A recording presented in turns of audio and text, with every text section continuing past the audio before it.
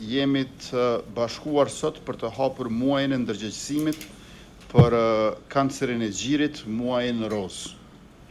Muaji i vetëdijsimit për kancerin e gjirit është fushat vjetore ndërkombëtare që synon edukimin për rëndësinë e shëndetit të gjirit, për zbulimin e hershëm të kancerit të gjirit te gratë dhe burrat në gjithë botën. Motoja e fushatës këtë vit është "Me ty fillon parandalimi". Një mesazh i qartë pra që tregon se secili nga ne ka një rol të rëndësishëm. Në Kosovë vetëm në vitin 2024 janë regjistruar 640 raste treja, shumica gra, por edhe raste të burrave. Kjo fushat nuk është vetëm e institucioneve, është e të gjithë neve, e secilës dhe secilit prej nesh, vetëm të bashkuar si shoqëri mund të ndryshojmë statistikat dhe të shpëtojmë jetë, të shpëtojmë më shumë jetë. Një nisë që synon ndërgjegjësimin për një sëmundje që prek mira gra çdo vit, pa përjashtuar edhe burrat, por që me diagnostikim të hershëm mund të mposhtet siç e pam këtu rastin me shumë veta. Vetë kontrolli, kontrollet e shpeshta në raste të dyshimeve, si dhe mamografia janë shumë të rëndësishme në zbulimin e hershëm të kësaj sëmundje për parandalimin dhe shërimin e saj.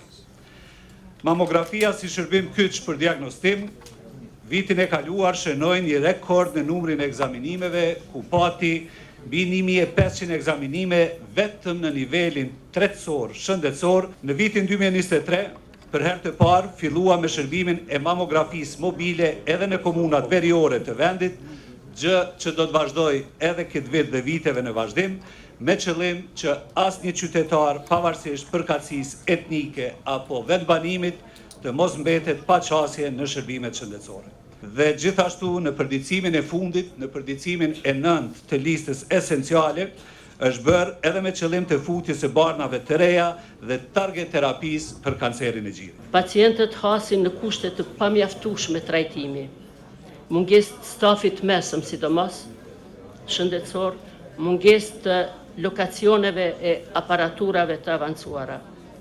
Më e dhimbshmja nga të gjitha këto është mungesa e kujdesit paliativ, i cili duhej të lehtësonte vuajtjet e fundit të pacientëve.